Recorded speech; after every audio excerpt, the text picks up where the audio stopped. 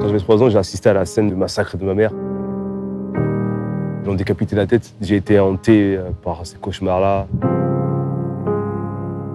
Et du coup, l'athlétisme, quand j'ai commencé, je me sentais libre. J'avais l'impression que personne ne me rattrapait. Et là, j'ai compris que c'était ma thérapie.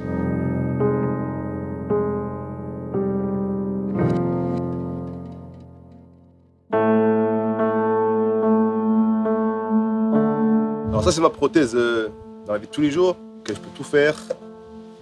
Ça, c'est une protection. On appelle ça un manche. Donc, voilà. Maintenant, je peux tout faire. Courir.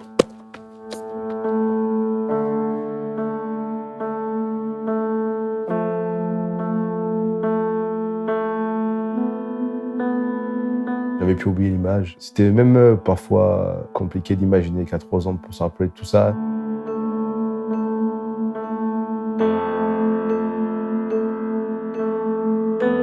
J'ai pris tellement de coups de machette comme là, au bras, et derrière la tête, il y a la jambe, et j'ai fait une hémorragie, j'ai perdu tellement de sang. Je me suis retrouvé à l'hôpital, donc je me suis réveillé avec plus rien. Et mon père m'a mis l'orphelinat pour que j'allais me faire mettre une prothèse en France.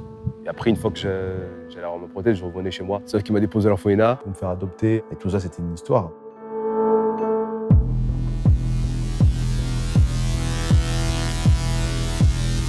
Là, c'est son anniversaire, il n'y a pas longtemps qu'il est là. Il est arrivé le 13 avril, et ton anniversaire, c'est le 10 mai, même pas 3 semaines.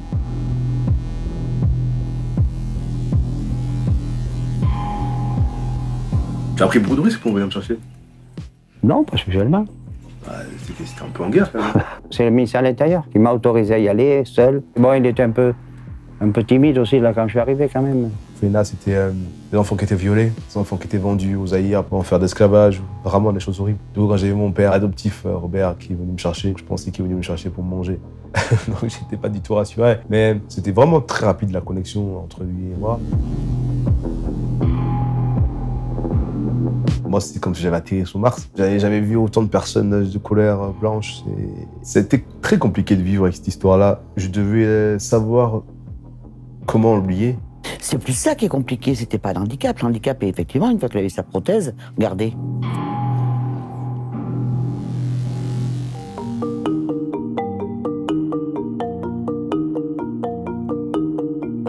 Quand je courais pour échapper contre les Hutus, quand ils ont voulu nous attraper avec ma mère, on a fait 40-50 mètres en courant. J'avais une sensation de faire plusieurs tours sans qu'aucun Hutu me rattrapait avec ma mère. Donc j'ai senti que c'était une sensation de liberté et de thérapie.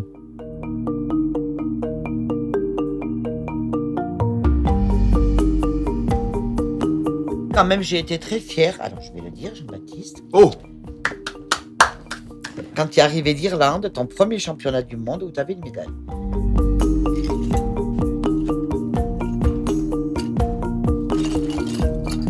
That's huge! That is massive!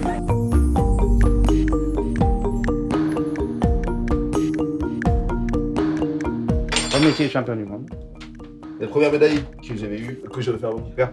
Vous la gardez où cette médaille? Ah, il a ta tenue. Je représente mes parents comme des héros parce que, déjà, contrairement à ce que les gens me disent souvent, c'est grâce à la France que tu as eu tout ça, que tu as eu toutes ces médailles-là. Non. C'est grâce à Daniel et Robert.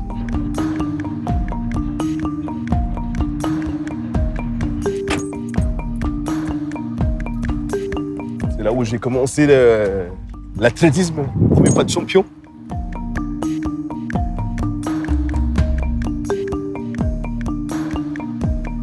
Je me suis sacrifié pour rien, on va dire.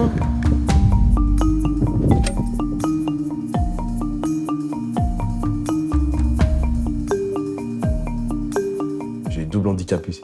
Être noir, c'est dur. Être handicapé, c'est dur aussi. Toute la liberté, pour moi, c'est comme à Miami, quoi. Où je suis comme un héros, un champion. Mais je sais que j'ai une force incroyable qui fait que demain, quand je terminerai sur la une, ce sera moi avec ma volonté.